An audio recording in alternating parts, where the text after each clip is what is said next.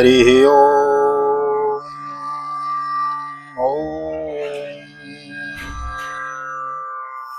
जय श्री राधे, जय Shri Krishna. Once again welcome to all of you over channel. एक बार पुनः आप सभी का बहुत बहुत स्वागत है आप ही की यूट्यूब चैनल VKVPS परिवार श्रीधाम वृंदावन। मैं राधेश्याम वशिष्ठ आप सभी का बहुत बहुत स्वागत करता हूँ। ले चलता हूँ आज की पावन कथा प्रसंग में, जिसके अंतर्गत श्रीमद् भागवत के दशम स्कंद के सप्तम अध्याय में आज हम प्रवेश करेंगे। सकट भंजन और तृणावर्त के उद्धार की कथा हम श्रवण करेंगे। नए आए हैं चैनल को सब्सक्राइब कर लीजिए, बेल आइकन को प्रेस कर दीजिए। आइए मेरे साथ गोविंद नाम गुनगुनाइए।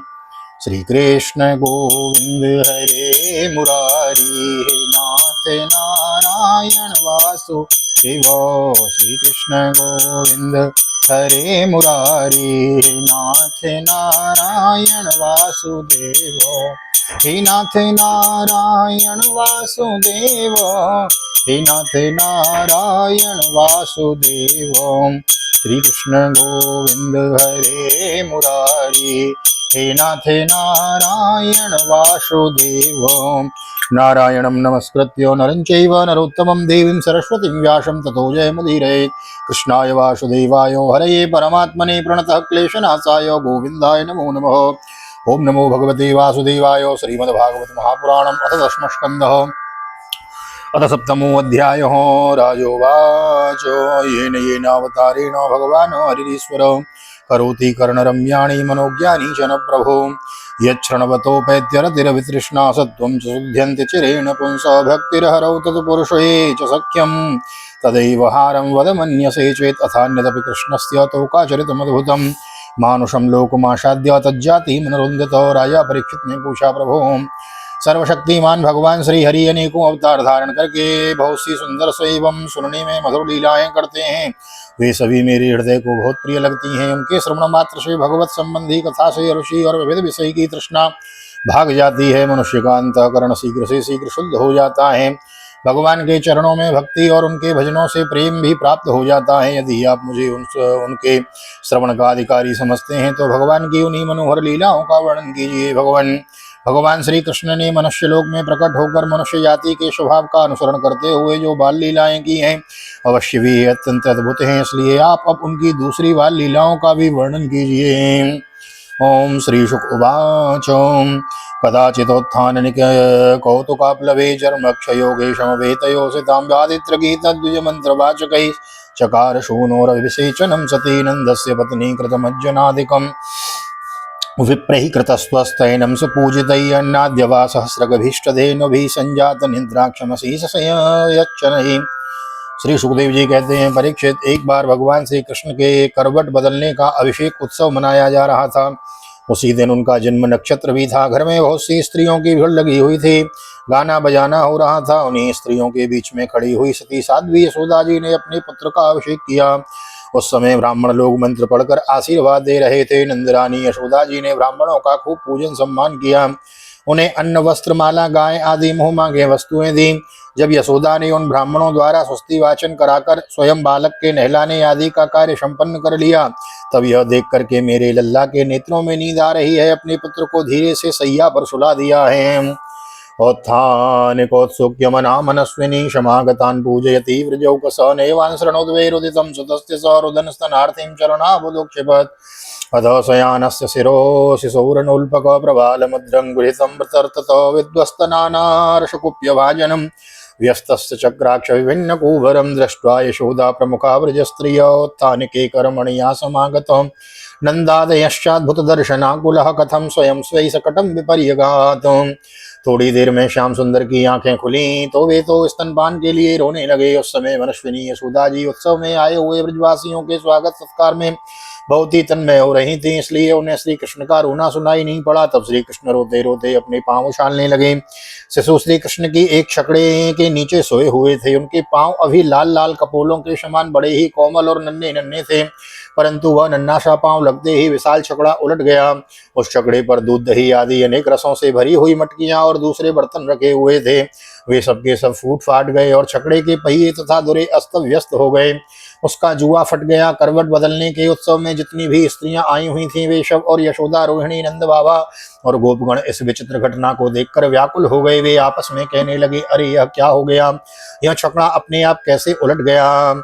ऊचुरव्य व्यवसित मतीन गोपान गोपेश्य बालक रुदतातेन रुदतानेन पादेन क्षिप्तमनितन्न संशय न ते श्रद्धोदिरे गोपा बालभासितमित्युतो प्रमेयं बलं तस्य बालकस्य न ते विदुः। रुदन्तं श्रुतमादाय यशोदा गृह संकिता कृत्वा स्वस्तैनं विप्रैः सूक्तैस्तनम पाययतो। वे इसका कोई कारण निश्चित न कर सके। वहां खेलते हुए बालकों ने गोपों और गोपियों से कहा, इस कृष्ण ने ही तो रोते रोते अपने पांव की ठोकर से इसे उलट दिया है, इसमें कोई संदेह नहीं। परंतु गोपियों ने उस बालकों की बात मानकर उस पर विश्वास नहीं किया। ठीक वैसे ही वे उस गोप बालक के अनंत बल को नहीं जानते थे। यशोदा जी ने समझा कि किसी ग्रह आदि का उत्पात है। उन्होंने अपने रोते हुए लाडले लाल को गोद में लेकर ब्राह्मणों के वेद मंत्रों के द्वारा शांति पाठ कराया और फिर उसे स्तन पिलाने लगी। पूर्वस्थापितं गोपीर्बलभिः विप्राहद्वार्चयाञ्चक्रोर्दध्यक्षतकुशाम्बुभिः सूयान्नतदम्भिस्यारहिंसामानः विवर्जितो न तेषां सद्यशीलानामाशिषो विफलाकृतो इति बालकमादायो सामर्ग्योरुपाकृतैः जलैः पवित्रौषधिभिरभिषिच्योदयोत्तमैवा चेद्वा स्वस्तेनं नन्दगोपः समाहितो हत्वा चाग्निं द्विजातिभ्यो प्रादादन्नं महागुणं। बलवान गोपों ने चकड़े को फिर सीधा कर दिया। उस पर पहले की तरह सारी सामग्री रख दी गई। ब्राह्मणों ने हवन किया और दही, अक्षत, कुश तथा जल के द्वारा भगवान और उस चकड़े की पूजा की जो किसी के गुणों में दोष नहीं निकालते, झूठ नहीं बोलते, दम्भ, ईर्ष्या और हिंसा नहीं करते तथा अभिमान से रहे थे। उन सत्यशील ब्राह्मणों का आशीर्वाद कभी विफल नहीं होता।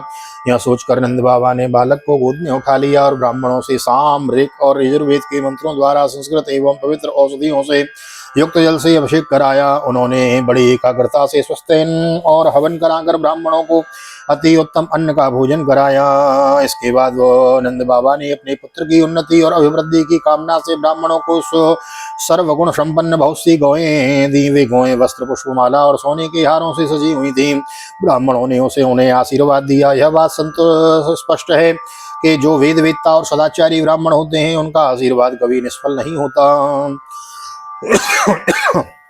गावः सर्वगुणोपीतो वाससृग्रुक्ममालिनी आत्मजाम्यो दयार्थाय प्रादात्ते चानुयुञ्जतो विभ्रामन्त्रो विदो युक्तास्तेर्या प्रोक्ता तदा सतो निष्फला भविष्यन्ति न कदाचित् विस्फुटम् एकदारोहमारूढं लालयन्ति सुतं सुतेः गरिमाणं च सौगोढं न सेवे गिरिकूटवत् भूमो निधाय तं गोपीं विस्मिता भारपीडिता महापुरुषमादद्यो जगतामास कर्मशो दैत्यो नाम्ना तृणावर्त कंसभृत्य प्रणोदितो चक्रवातस्वरूपेण जहारासीनमर्भकम् गोकुलं सर्वमावरणवनमृष्णश्चक्षुशिरेण वीरयंसु महाघोरान् शब्देन प्रादिशो दिशो मूर्धमभवद्गोष्ठं रजसा तमशामृतं सुतं यशोदा नापश्यत् तस्मिन्यस्त्यवतीयतः।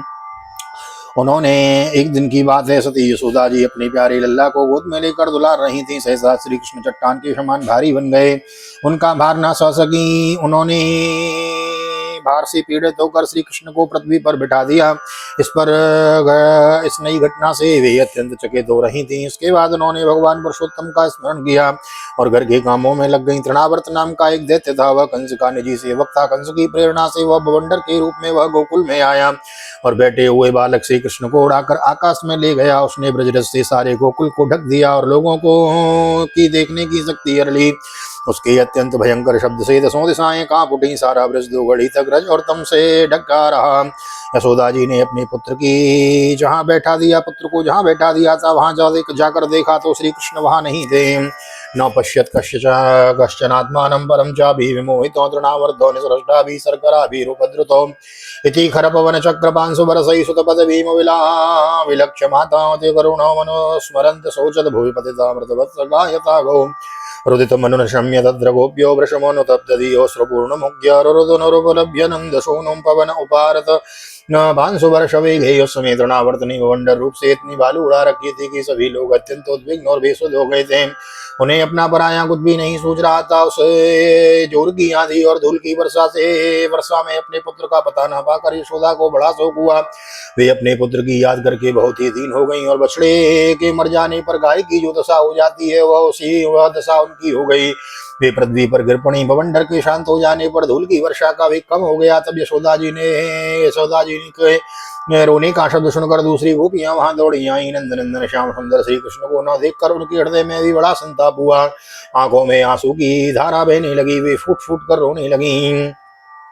तृणावर्तो शांतरयो वाद्य रूप धरोहरं कृष्णं न भोगतो गन्तुं न शक्नोत् भूरिभारवरतो तमश्मशानं मन्यमानो आत्मनो गुरुमत्तयो गले गृहीतो स्रष्टं न शक्नोदद्भुतार्वकलङ्गलग्रहण निश्चेष्टो दैत्यो निर्गतलोचनो अव्यक्तारावो निपतत् स बालो विसुरव्रजे तमन्तरिक्षात् पतितं शिलायां विशीर्ण सर्वावयवं करालं पुरं यथा रुद्रशरीण विद्धं स्त्रियो रुदत्यो ददृशे समेताः। इधर तृणावर्त बवंडर रूप से जब भगवान श्री कृष्ण को आकाश में उठा ले गया तब उनके भारी बोझ को न संभाल सकने के कारण उसका वेग शांत हो गया। वे अधिक न चल सका। तृणावर्त अपने से भी भारी होने के कारण श्री कृष्ण को नीलगिरी की चट्टान समझने लगा और उन्होंने उसका गला ऐसा पकड़ा कि वह उस अद्भुत शिशु को अपने से अलग नहीं कर सका। भगवान ने इतने जोर से उसका गला पकड़ रखा था कि वह असुर निश्चेष्ट हो गया। उसकी आंखें बाहर निकल आई, बोलती बंद हो गई, प्राण पखेरु उड़ गए और बालक श्री कृष्ण के साथ वह ब्रज में गिर पड़ा।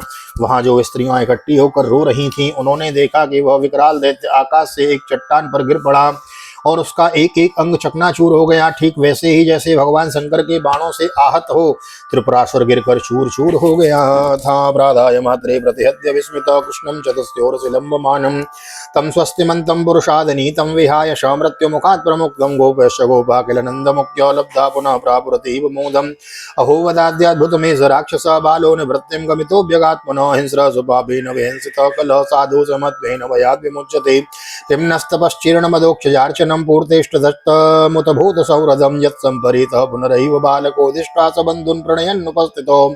भगवान श्री कृष्ण उसके वक्षस्थल पर लटके रहे थे। वह देखकर गोपियां विस्मित हो गईं। उन्होंने झटपट वहां जाकर श्री कृष्ण को गोद में ले लिया, लाकर उन्हें माता यशोदा को दे दिया। बालक मृत्यु के मुख से सकुशल लौट आया। यद्यपि उसे राक्षस आकाश में उठा ले गया था, फिर भी वह बच गया। इस प्रकार बालक श्री कृष्ण को फिर पाकर यशोदा आदि गोपियों तथा नंद आदि गोपों को अत्यंत आनंद हुआ। नंद आदि गोपों को अत्यंत आनंद हुआ। वे कहने लगे, यह तो बड़े आश्चर्य की बात है। देखो तो सही, यह कितनी अद्भुत घटना घट गई। यह बालक राक्षस के द्वारा मृत्यु के मुख में डाल दिया गया था, परंतु फिर जीता जागता आ गया। उस हिंसक दुष्ट को उसके पाप ही खा गए। सच है, साधु पुरुष अपनी समता से ही संपूर्ण भयों से बच जाता है। हमने ऐसा कौन सा तप, भगवान की पूजा, प्याऊ, पौंसला, कुआं, बावड़ी, बाग, बगीचे आदि पूर्त, यज्ञ, दान अथवा जीवों की भलाई की थी, जिसके फल से हमारा यह बालक मरकर भी अपने स्वजन को सुखी करने के लिए फिर से लौट आया है। अवश्य यह बड़े सौभाग्य की बात है। जब नंद बाबा ने देखा कि महावन में बहुत सी अद्भुत घटनाएं घटित हो रही हैं, तब आश्चर्यचकित होकर उन्होंने वसुदेव जी से यह बात का बार बार समर्थन किया है। दृष्ट्वाद्भुतानि बहुशो नंद गोपो बृहद्वने वसुदेव वचो भूयो मानयामास विस्मितो एकदा भकमादाय स्वांकमारोप्य भामिनी प्रश्नुतं पाययामासो स्तनं स्नेहो परिप्लुतो प्रीतप्रायस्य जननीं सा तस्य रुचिरस्मितं मुखं लालयति राजंजृम्भन्तो दिदृशे इदम्। एक दिन की बात है, यशोदा जी अपने प्यारे शिशु को अपनी गोद में लेकर बड़े प्रेम से स्तनपान करा रही थीं। वे वात्सल्य स्नेह से इतने इस प्रकार सराबोर हो रही थीं कि उनके स्तनों से अपने आप ही दूध झरता जा रहा था।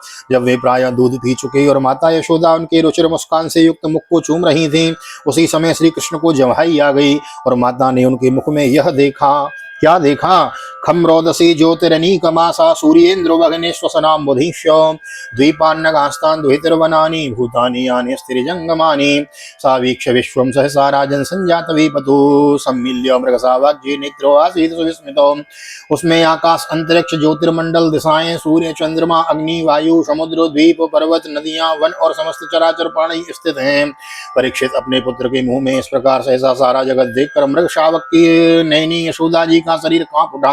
उन्होंने अपनी बड़ी बड़ी आंखें बंद कर ली। वे अत्यंत आश्चर्यचकित हो गई। श्रीमद्भागवते महापुराणे पारमहंस्यां संहितायां दशमस्कन्धे पूर्वार्धे तृणावर्त मोक्षो नाम सप्तमोत्सव। श्री बालकृष्ण चरणार्पणमस्तु। कृष्ण बालकृष्ण चरणार्पणमस्तु। श्री राधा कृष्ण चरणार्पणमस्तु। कृष्णाय वासुदेवाय हरये परमात्मने प्रणतक्लेशनाशाय गोविन्दाय नमो नमः।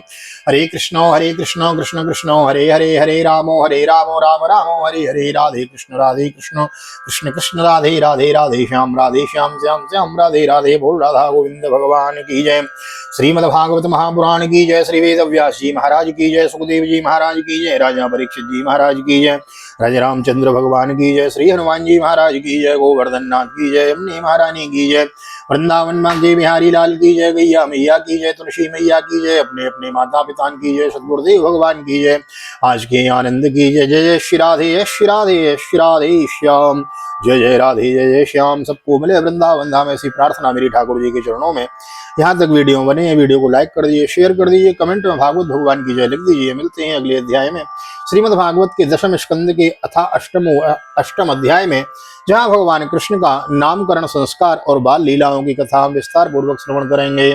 मिलते हैं अगली वीडियो में, तब तक के लिए श्री धाम वृंदावन से आप सभी को हृदय से प्यार भरी जय श्री राधे, जय श्री कृष्ण। हरि ओम।